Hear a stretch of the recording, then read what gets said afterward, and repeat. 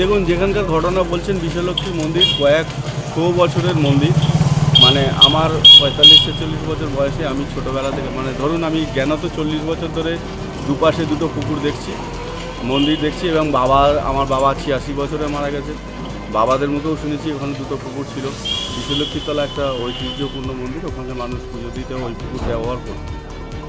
আর যেটা শুনলাম, আপনার মুখেই শুনলাম যে কানাইপুর পঞ্চায়েত তার থেকে কোনো কারণে তাকে জমিটা ব্যবহার করতে দেওয়ার কারণে পয়সা চেয়েছে।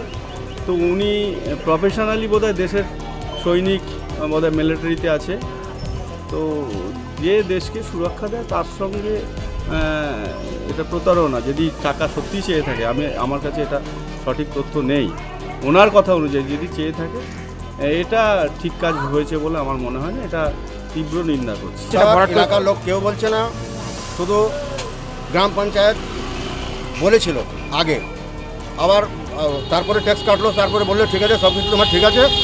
হ্যাঁ, তারপরে আমি বললাম যে আমাকে প্ল্যান দিয়ে দাও। বলে প্ল্যানে আমি সই করবো না, তুমি যাও আগে ভিডিও থেকে প্ল্যান করে নিয়ে আসো। প্ল্যানে সই করবেন না কেন আমি জিজ্ঞেস করলাম, বলছে না আমি করবো না। ঠিক আছে, আমি 50,000 টাকা এদেরকে ডোনেশন দিলাম। ওটা স্লিপ দিয়েছে? না, স্লিপ দেয়নি।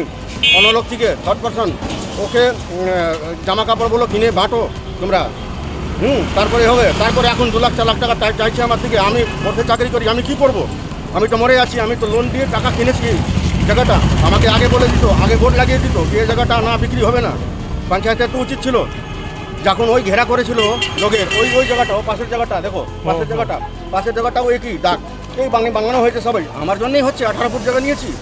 আর মানে এই 2-4 লাখ টাকাটা কে চাইছে? হ্যাঁ, 2-4 লাখ টাকা মুন্নাদা ওই সদস্য ওরাই তো পাটকাচ্ছে, আর কেউ পাটকাচ্ছে না। প্রধান বললো, শোনো, ও বললো, প্রধানটা বলেছে, সদস্য বলেছে, 5 জন মিলে বলেছে তুমি ওখান থেকে যাও, প্ল্যান নিয়ে আসো। আমার কোনো বলতে যাবো না আমরা। কিন্তু আবার 5,000 টাকা একজন আমার আছে যে মাঝখানে ছিল, ওরা দিয়ে কাপড় জামা কিনে সব বললো ঠিক আছে তোমরা এই হয়ে যায়। মানে 50,000 টাকা কাপড় জামা কিনতে দিতে হয়েছে পঞ্চায়েতকে? ওরা কিনে দাও একটু পঞ্চায়েতে, আমরা বাঁটবো। ওরা বাঁটলো। আমি ফোর্সে চাকরি করি। মানে আপনাকে কেউ জানায়নি যেটা বিটি জমি এখানে কাজ করে? স্যার, আমাকে এখন ট্যাক্স কাটলো, কারেন্ট এখনই কেটেছে, আপনি দেখেন এখনই কেটেছে। আমার কোনো দোষ নেই। আমি যেখানে কাজ করছি এখানে ভাড়াটা আগেই ছিল। পিছনে একটু জল আছে, যে নালা জল আসছে, কোনো পুকুর নেই। এখন বললে মুখে পুকুর কী করে হবে বলুন? খুব দুঃখজনক ঘটনা আর খুব নিন্দনীয়। আমরা এর আগেও দেখেছি স্কুলের যে গাছ কেটে বিক্রি করে দেওয়ার ঘটনা, আর পঞ্চায়েত সঙ্গে সঙ্গে ডিনাই করে দেয়। ওখানে সদস্যই বিক্রি করেছিল। আর এরপর এই সেনার খবর আমরা শুনছি। দেশের সেনা জেগে থাকলে আমরা নিশ্চিন্তে আমরা ঘর সংসার করতে পারি। এই টিএমসি পঞ্চায়েত এটাও ছাড়ছে না। টিএমসি পঞ্চায়েত মানেই দুর্নীতি, চুরি হয়। আর শুনছি 50,000, 2 লাখ, 4 লাখ, এটা একা খাচ্ছে না, এটা এরপর এমএলএ, এমপি, তারপরে কালীঘাটে পৌঁছে যাবে। এটা ব্যাপারটা হচ্ছে, এটা যখন ট্যাক্স কাটতে এসেছিলো আমার কাছে সই করার জন্য, আমি তখনই করিনি, আটকে দিয়েছিলাম। আটকে দেওয়ার পর তখন আমরা বললাম যে 20 থেকে 25 বছরের সার্চিং রিপোর্ট দিলে আমরা ট্যাক্স দেবো, তার আগে আমরা কোনো ট্যাক্স নেব না। তা ও নিয়ে এসছে আমার কাছে, তার ডকুমেন্টস আমার কাছে আছে, ও দিয়েছিল। তারপরে আমরা ট্যাক্সটা কেটেছি। কিন্তু ও যখন আবার এখানে ভরাট করতে গেছে, তখন আমি গিয়ে এখানে আটকেছি এবং আশেপাশে সব দোকানদাররা জানে। তো ও বলেছে না, এটা পঞ্চায়েতে আমি প্ল্যান জমা দিয়েছি। তো আমি তখন বললাম যে প্ল্যান জমা দিয়েছি, আমি সদস্য সই করিনি, এটা কিন্তু আমি করতে দেবো না। তারপরে প্রধান উপপ্রধান এসছে, কাজ বন্ধ করে দিয়েছে। কাজ এতদিন বন্ধ ছিল এবং ও তখন আমাদের বললো যে আমি হাই অথরিটি থেকে প্ল্যান পাস করে নিয়ে আসবো।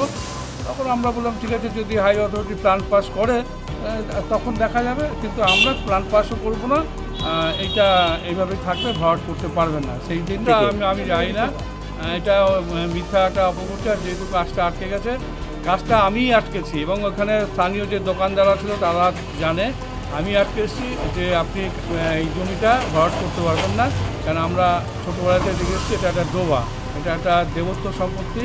এবার যেহেতু সার্চিং রিপোর্ট দিয়েছে, আমরা পঞ্চায়েত ট্যাক্স কাটতে বাধ্য, আমরা সেইভাবে কেটেছি।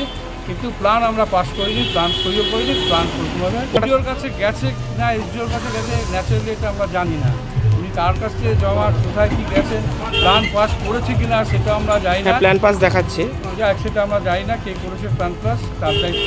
পঞ্চায়েত কিন্তু প্ল্যান পাস করে না। দেখুন, আমরা যখনই আমাদের চোখে পড়েছে, আমাদের পঞ্চায়েত যেখানে সদস্য ছিল তিনি পুরো কাজটা আটকে দিয়ে, তারপর আমি প্রধান এসে কাজটা পুরো আমরা আটকে দিয়েছি। তো আমরা প্ল্যান দেখতে গিয়ে প্ল্যান আনার কাজ ভরাট করছিল, আমরা তখন কাজটাকে প্রথমে আটকে দিয়েছি। কিন্তু কাজ তো করছে, এখনো কাজ চলছে। আমিও সঙ্গে ওখানে আমি এখনই সঙ্গে গেলাম, সঙ্গে কাজটা আটকে দিয়েছি, বললো আমার কাছে প্ল্যান আছে, কিন্তু আমরা কানাইপুর গ্রাম পঞ্চায়েত থেকে কোনো প্ল্যান পাস করিনি। থেকে পঞ্চায়েত সমিতির কোনো ব্যাপারটা নেয়নি, কারণ লিখে নিতে হবে পঞ্চায়েত সমিতি কীভাবে। ওনার সাথে আমাদের এখন কোনো কথাই হয়নি। ডেভেলপমেন্ট ফিজ যেটা আমরা নিই, সেই ডেভেলপমেন্ট ফিজের রসিদ আমরা দিয়েছি, কিন্তু ওনার সাথে কোনো কথাই হয়নি। আমরা যখন কথা বলেছি রাস্তার সামনে, ওকে রাস্তার সামনে আমাদের পঞ্চায়েত সদস্য ছিল, ওনার সাথে এভাবেই কথা বলেছি আমরা, সম্পূর্ণ মিথ্যা কথা বলছি। আজকের দিনে কী স্থিতি আছে না দিয়েছে, কিন্তু যখন আমি প্রধান ছিলাম এটা আমার নজরে এসেছিলো, আমি কিন্তু সেই সময় কাজটা বন্ধ করে দিয়েছিলাম। এটা বলেছি এই বেআইনি ভাবে এই জায়গা আপনি খরিদ করেছেন, আপনি কিন্তু ফোর্সে থাকলেও আপনার যদি আইনের জ্ঞান না থাকে তাহলে আমাদের কিছু করার নেই, আমি কিন্তু করতে দিই।